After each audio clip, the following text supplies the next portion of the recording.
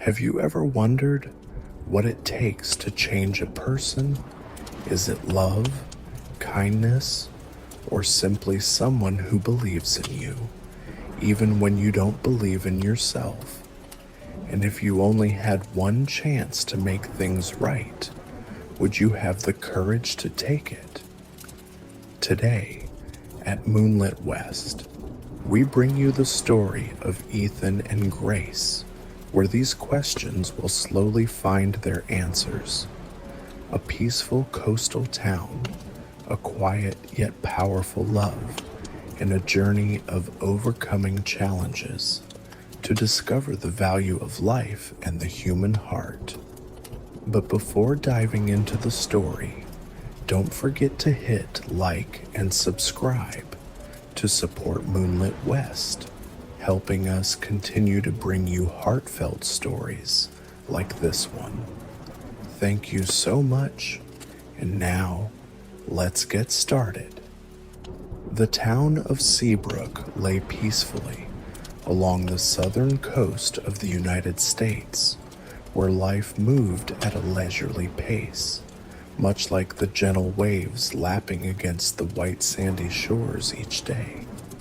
Pastel-colored wooden houses lined the narrow streets, their wide porches shaded by ancient oak trees, creating a picture of simplicity and warmth. The townspeople, despite their busy daily lives, always made time to greet one another on the street. The air carried the salty scent of the ocean, blended with the soft fragrance of jasmine blooming in front yard gardens. Occasionally, a bicycle with a basket full of fresh flowers would pass by, reminding everyone that life in Seabrook was a series of beautiful moments to cherish. Seabrook High School sat atop a gentle hill, offering a sweeping view of the vast bay. The school wasn't large, with its faded red brick walls, but it was the heart of the town. Here, teachers worked tirelessly to inspire students, not just through books, but through annual community projects, such as planting trees, renovating the library, or cleaning up parks. This year's project was restoring a small park by the pier, a place where families once gathered on weekends, now reduced to an abandoned lot with rotting wooden benches and overgrown weeds encroaching on the walkways. Ethan Carter, the school's notorious troublemaker, had never cared for such projects. Sitting behind the wheel of his old pickup truck, Ethan drummed his fingers to the beat of rock music blasting from the worn-out speakers, his gaze absent-mindedly fixed on the road ahead. His messy hair, a battered leather jacket, and dusty sneakers all exuded his signature air of defiance. Ethan came from a wealthy family, but he had little interest in money or status. His parents, after years of constant arguments, had finally separated. His father, a successful businessman, was rarely home, while his mother had moved to another state. Ethan lived alone in a sprawling house that felt as empty and cold as its whitewashed walls, devoid of even a single painting. At school, Ethan was a name synonymous with trouble. Teachers had summoned him to the office countless times for tardiness, talking in class, or even vandalizing sports equipment. To his friends, Ethan was the life of every party, always laughing loudly and never caring about the consequences. But beneath that exterior was a void Ethan never dared confront. To him, life felt dull and meaningless. Relationships around him were shallow, and fleeting, mere surfaces with no depth. Grace Walker was the complete opposite of Ethan, a personification of gentleness and dedication. Petite in stature, with soft brown hair often tied neatly, and eyes as blue as the morning sea, Grace exuded a quiet radiance. She lived with her father, Dr. Daniel Walker, a man who had devoted most of his life to caring for the town's people. The Walker home sat at the end of a tranquil street, with a backyard garden full of wildflowers that Grace adored. Her smile was always gentle, but behind her brightness lay a secret she kept hidden. Grace had a congenital heart condition that left her frequently fatigued and short of breath. Yet, she never let it stop her from participating in meaningful activities. She believed that life gained its value when spent helping others. Ethan and Grace had known each other since they were children, but they had never truly talked. To Ethan, Grace was just a boring bookworm, always at the library or busy with what he considered pointless community projects. In his eyes, Grace was like an old book, perhaps full of knowledge, but never intriguing enough to open. To Grace, Ethan was a testament to wasted potential. Though she never voiced it, she felt a quiet sadness for someone like him, a person who had so much but let himself spiral into apathy. Their paths crossed meaningfully for the first time when Ethan was forced to join the park restoration project. It was his punishment for spray painting graffiti on the back wall of the school library, a chaotic, colorful mural that was as rebellious and hollow as he was. Ethan cared little for the reprimands from teachers or the judgmental glances from his peers. To him, hauling weeds, painting benches, or cleaning up debris was nothing short of imprisonment. Grace, on the other hand, saw the project as an indispensable part of her life. She had cherished the park since she was a child, a place where she and her mother, when her mother was still alive, would sit on a wooden bench by the lily pond and read together. Every corner of the park held tender memories, and she was determined to restore it into a beautiful space for everyone, even if it meant planting one more flower pot or replacing another broken bench. On Ethan's first day at the park, his eyes scanned the scene of disarray with a look of disdain. Broken branches littered the ground.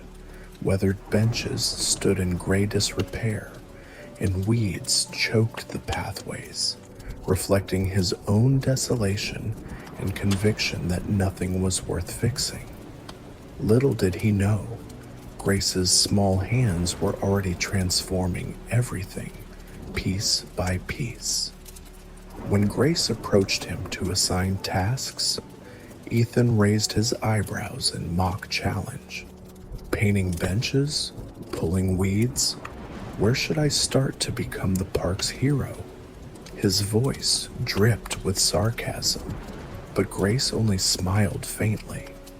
That smile wasn't bitter or angry, but soft, like a breeze on a summer afternoon. If you can't be a hero, at least try not to be a hindrance, she replied, before walking away, leaving him holding a shovel with an unfamiliar feeling of discomfort stirring within him. In the days that followed, Ethan continued to test Grace's patience. He would deliberately slack off, lazily dragging a paintbrush across a surface with half-hearted strokes before tossing it aside with a bored sigh. Yet, instead of getting annoyed, Grace quietly carried on with her own work, never uttering a word of complaint. Occasionally, she would glance back at him, her eyes reflecting a curious intrigue, as though she was trying to see something deeper inside him that even he had never noticed.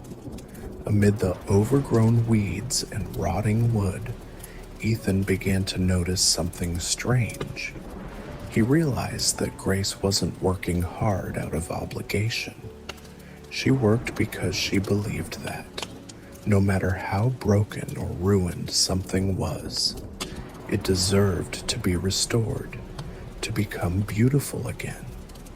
For the first time in his life, Ethan felt something shift within him, like a small wave brushing against the shore, one that he couldn't stop.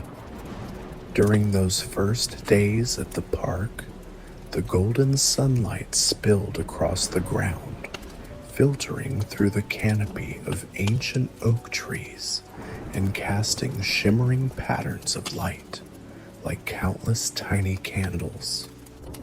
Ethan leaned against the trunk of a large tree, his gaze drifting aimlessly toward Grace. She was bent over an old wooden bench, carefully applying layer after layer of fresh white paint to its rough, weathered surface.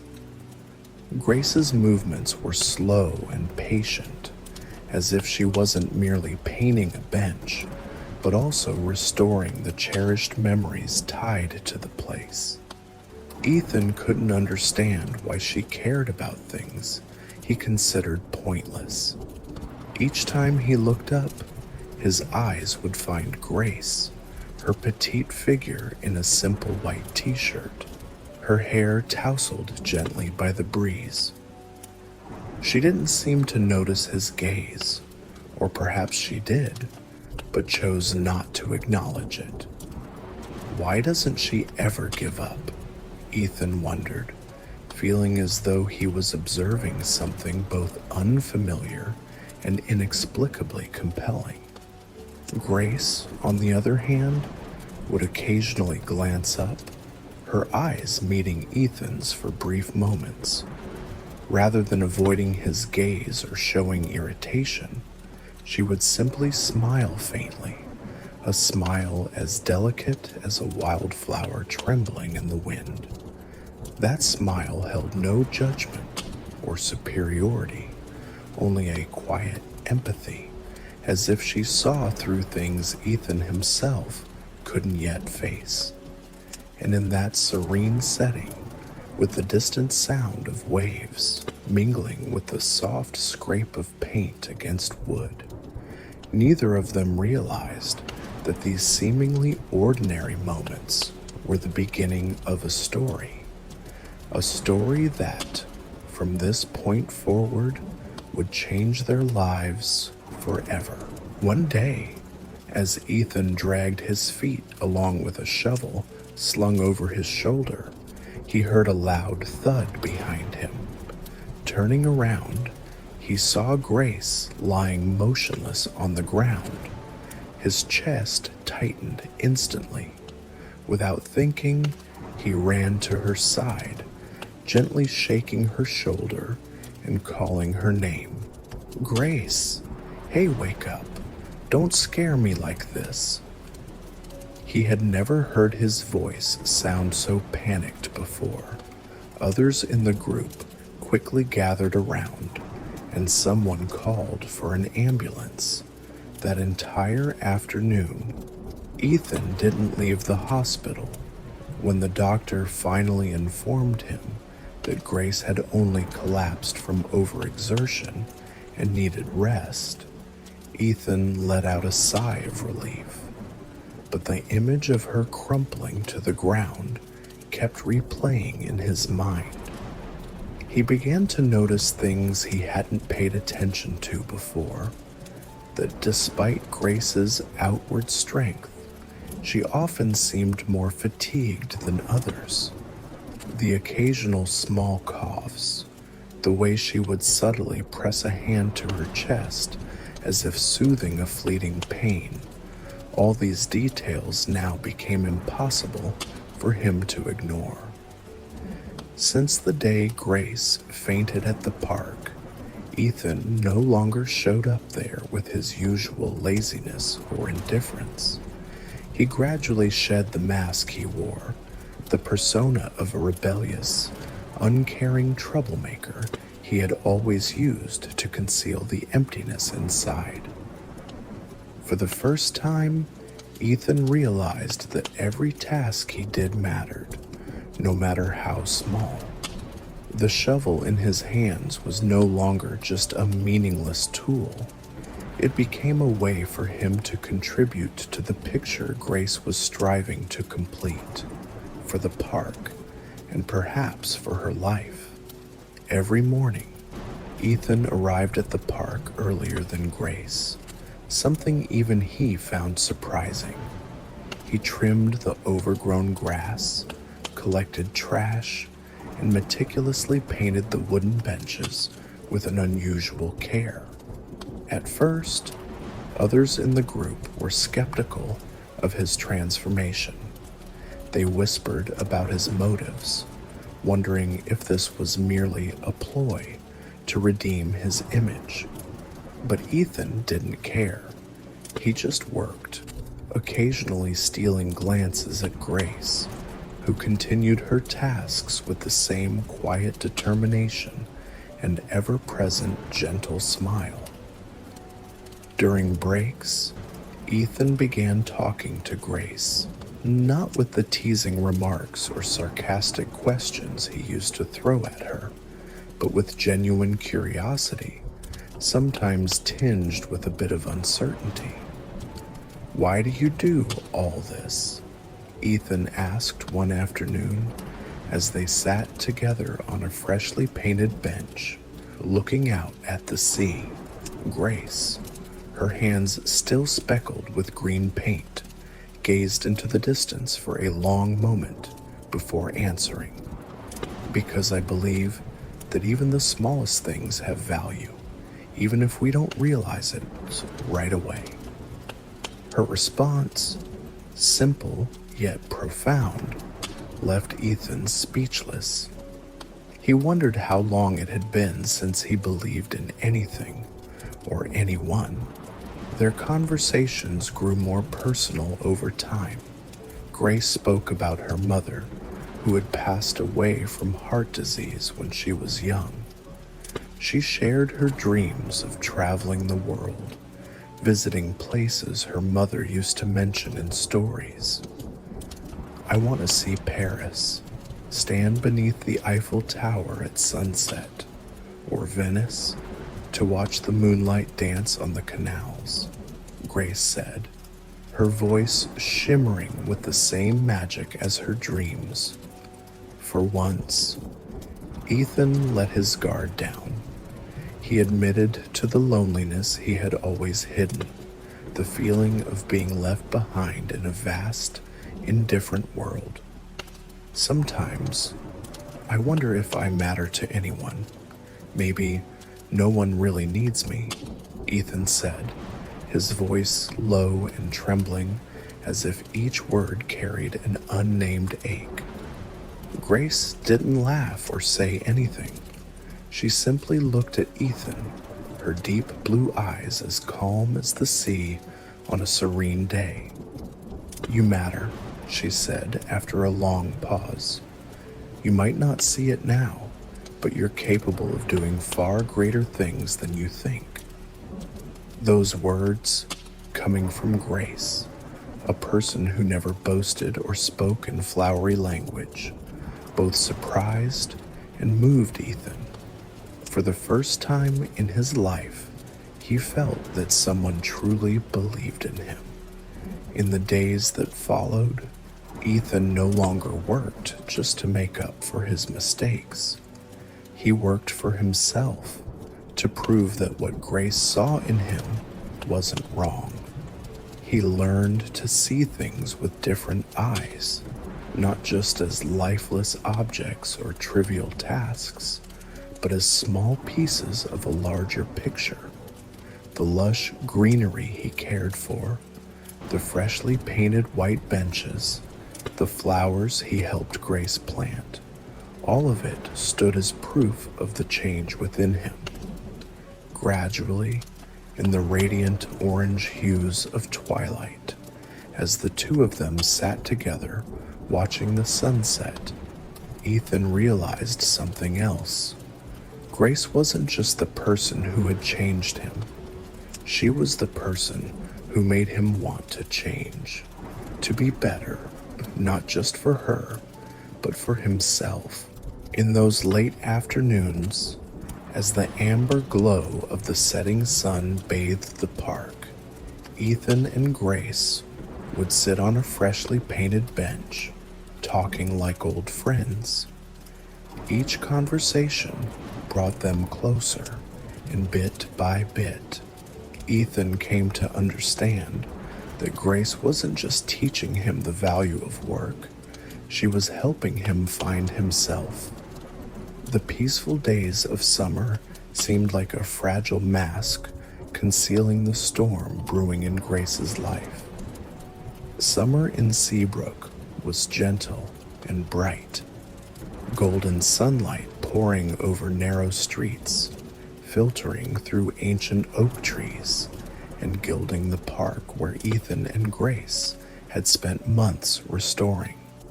But beneath that beauty, something inevitable loomed closer, and both of them could feel it. Ethan noticed the changes in Grace before she ever said a word. Sometimes, while working, she would pause for longer than usual, her breaths heavier. The fleeting pain etched on her face became more apparent, and the familiar sparkle in her eyes began to fade. One afternoon, as the sunset cast its warm glow over the park, Ethan caught sight of Grace sitting on a wooden bench, clutching her chest, her lips pressed tightly together as if to stifle a cry. He rushed over, his eyes filled with worry. "Grace, what's wrong? Are you okay?" She looked up at him, trying to muster a weak smile. "I'm fine, just a bit tired," she said softly. But Ethan knew she was lying. That night, Ethan couldn't sleep. The image of Grace sitting motionless, clutching her chest, replayed over and over in his mind. The next morning, he went to her house, determined to find out what was going on, even if she didn't want to see him. When Grace's father, Dr. Daniel Walker, opened the door, he seemed surprised to see Ethan standing there, his face serious. "I need to know what's going on with Grace," Ethan said, his voice hoarse. Dr. Walker sighed, as if he had been expecting this question for a long time. He led Ethan into the living room, where the walls were adorned with old family photos. There, he explained Grace's condition, a congenital heart defect she had lived with since childhood. But what left Ethan stunned was the fact that Grace needed surgery to save her life, though the odds of success were slim. Grace had refused the surgery, not wanting her father to endure further pain or the financial burden if the operation failed. Ethan left Grace's house with a heavy heart, his mind a storm of anger, helplessness, and sorrow. Why had Grace chosen to give up? Why did she think her life wasn't worth fighting for? But above all, he knew he couldn't just stand by and watch her surrender. Grace had taught him so much about kindness, patience, and the importance of living for what was good. Now, he wanted to show her that she, too, deserved all those things. In the days that followed, Ethan launched a fundraising campaign to help cover the cost of Grace's surgery. He knocked on every door in town, explaining Grace's situation and persuading people to donate. Ethan also organized a small concert at the park, inviting friends with musical talents to perform. He didn't care how much he had to do or how far he had to go. He only knew that every step he took was a way of keeping his promise that Grace would never have to face her fears alone. When Grace found out what Ethan was doing, she initially resisted. "Ethan, I told you I don't want this burden placed on anyone. I'm fine." "Really?" But Ethan didn't let her finish. "No, Grace, you're not fine, and I'm not fine if you think people will be happy watching you give up. You're not a burden. You're the one who's changed everyone here, including me. If you can't believe in yourself, then believe in us, please."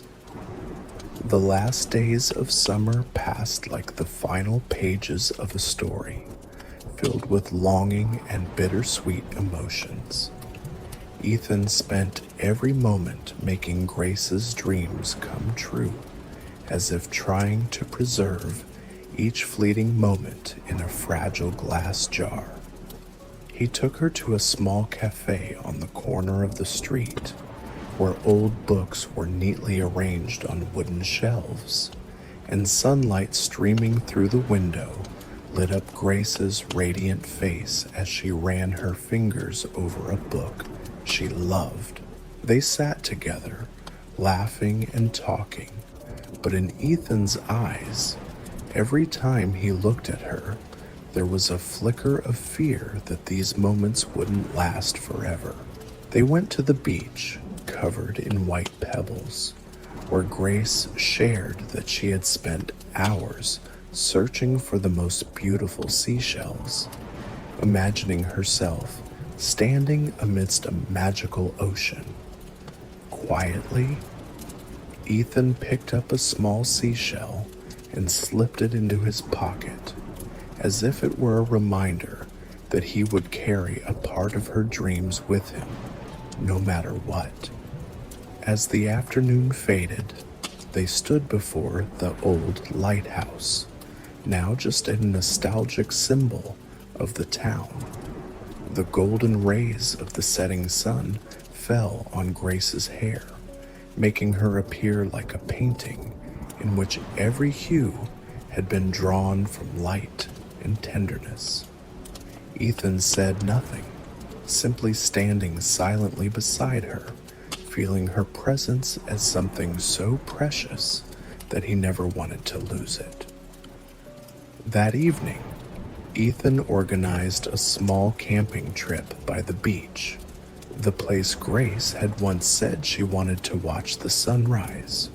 The radiant stars stretched across the sky like a shimmering curtain, and the sound of the waves lapping against the shore was like a gentle lullaby. Grace lay beside Ethan, her head resting lightly on his shoulder, her eyes half closed, her breathing mingling with the breeze.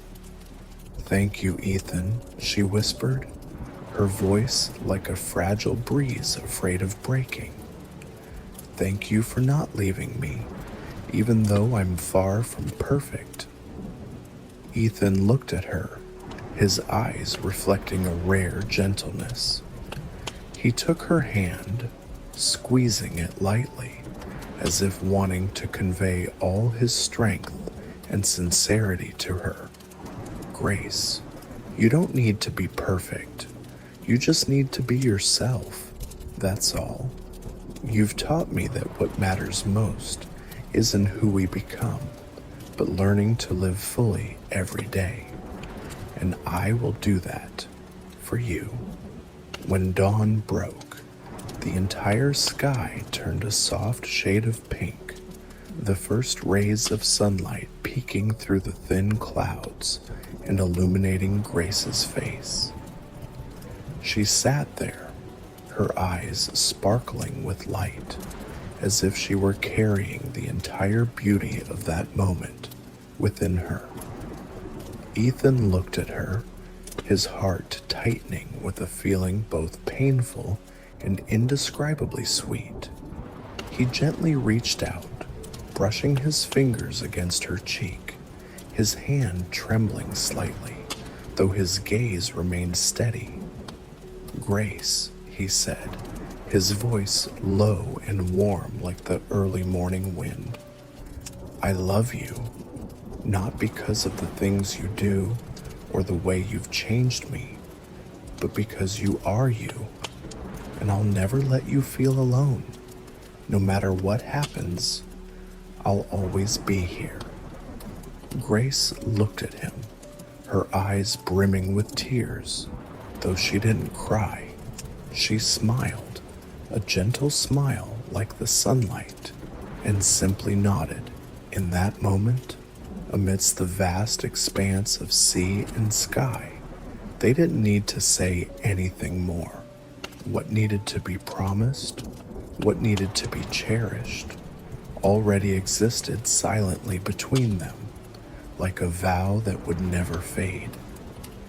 The town of Seabrook was enveloped in the cool air of early autumn. Golden leaves scattered along the narrow streets leading to the coastal park, where the wooden benches and wild flowers now bloomed brightly, reflecting the efforts of Grace and Ethan throughout the past summer. But amid the peaceful beauty, Grace was facing the most difficult decision of her life. Grace sat by her bedroom window, the dim afternoon sunlight streaming across her face. Her hand rested lightly on the hospital notice. The date for her surgery had been set. The bold letters on the paper weighed heavily on her mind, each line repeating in her thoughts, carrying conflicting emotions. Grace knew this was her only chance to keep living, but was it worth it? The thought of her father bearing more worry and mounting debts if the surgery failed tormented her. She closed her eyes, listening to the sound of the waves crashing distantly, as though seeking an answer in the stillness. That evening, Ethan visited Grace. He didn't need her to say anything, because just by looking into her eyes, he could tell she was wrestling with fear and hesitation. They sat on the steps outside her house under the starlit sky. Ethan remained silent for a long time, giving her the space to process her thoughts. Finally, he spoke, his voice gentle yet resolute. "Grace, you've always told me that no matter how small something is, it's worth trying for. So why do you think your own life isn't worth fighting for?" Grace turned to him, her eyes glistening with tears. "I don't want my dad to bear more pressure. He's already lost my mom. If I don't make it..." Her voice broke, as if saying one more word would cause her to shatter. Ethan gently took her hand, his rough but warm hands radiating a strange strength that seemed to flow into her. "Grace, you are the light in everyone's life, not just your dad's, but mine, and so many others. If you can't let yourself hope, how can we hope for you?" In the days leading up to the surgery, the entire town of Seabrook came together to send Grace their best wishes.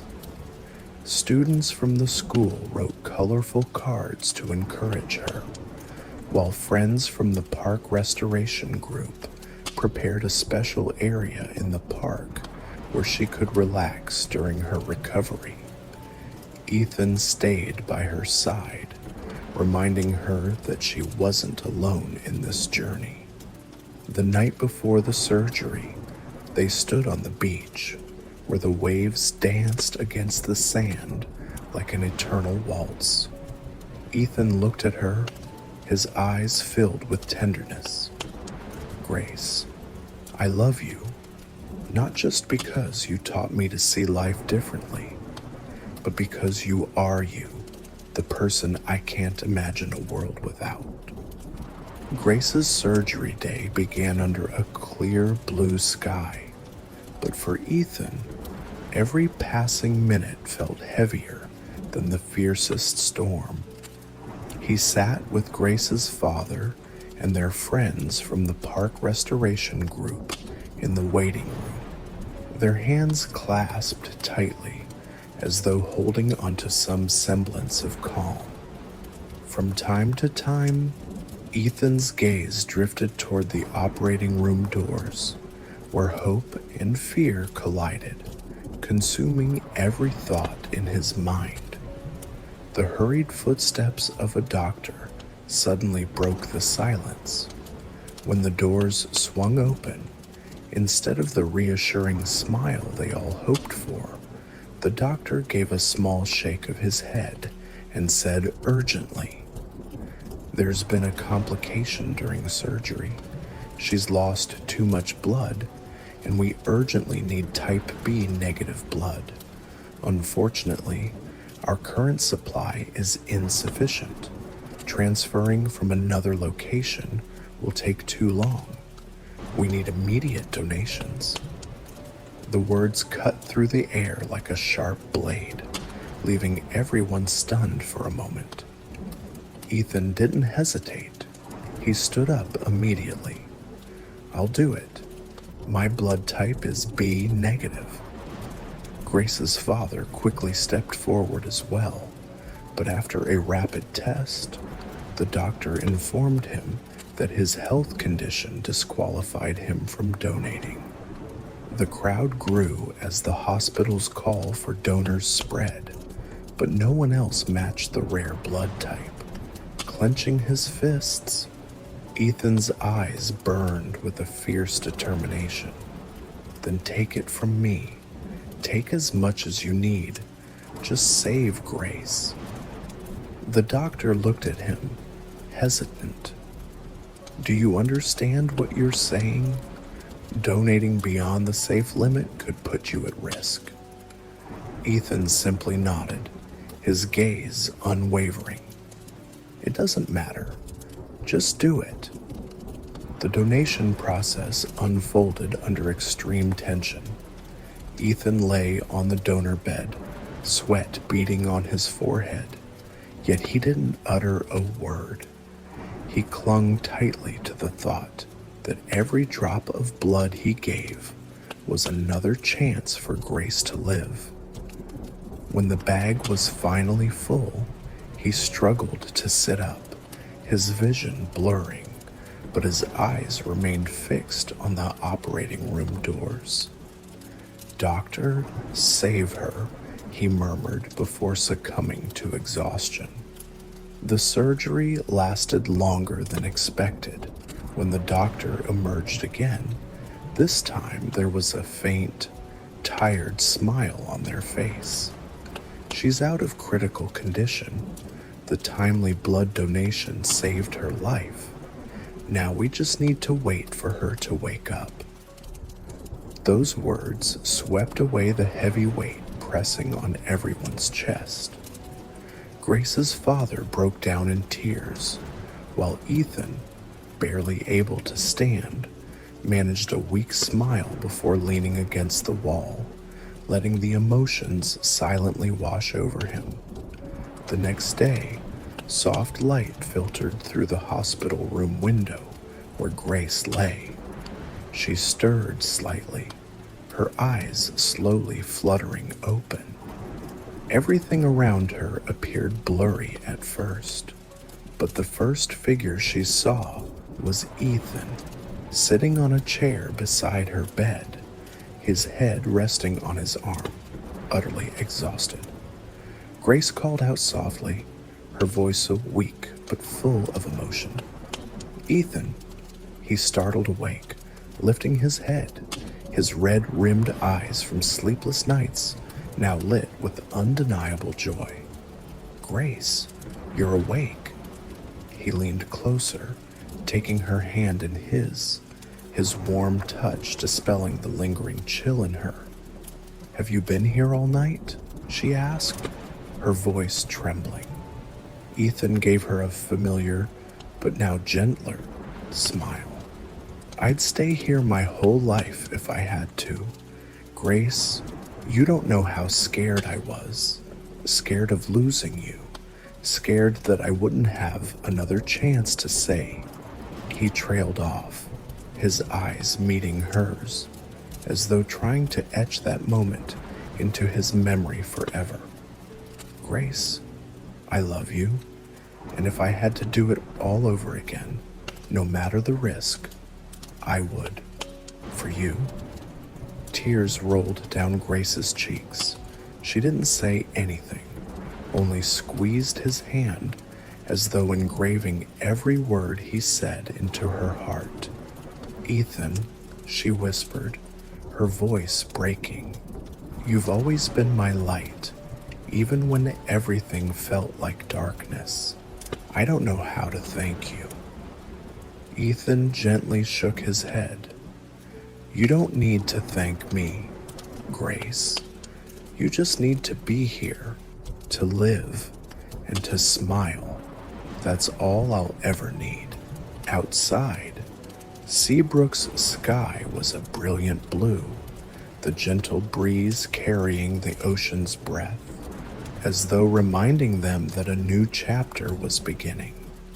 And in that small room, with warmth radiating from their clasped hands, they both knew that life, despite its hardships, was still full of things worth living for and loving. The months following the surgery marked a journey of recovery, not just for Grace, but also for Ethan. He was no longer the reckless, defiant boy Seabrook once knew. Now, Ethan carried a quiet composure, a maturity, and a heart brimming with kindness. He continued to participate in community projects, not out of obligation, but because he understood that even the smallest efforts could create a profound impact, just as Grace had taught him. With Grace by his side, Ethan discovered a new meaning in life.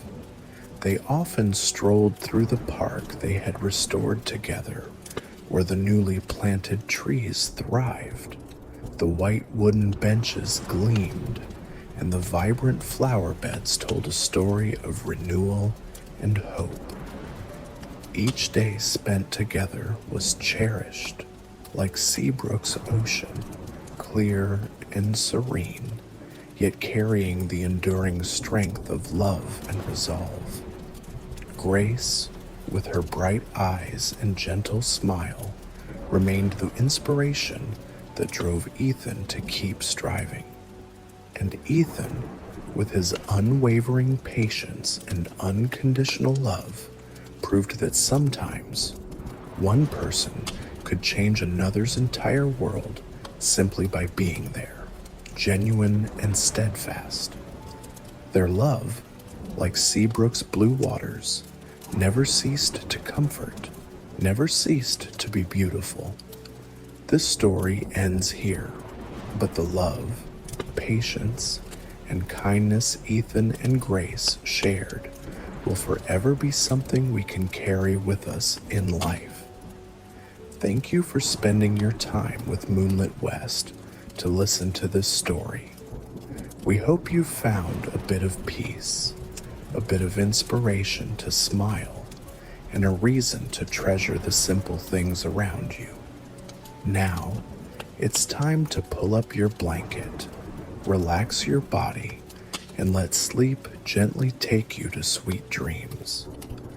Don't forget to like, share, and subscribe to Moonlitwest so we can bring you even more heartfelt, gentle stories in the future. Sleep well, and we'll see you in the next story.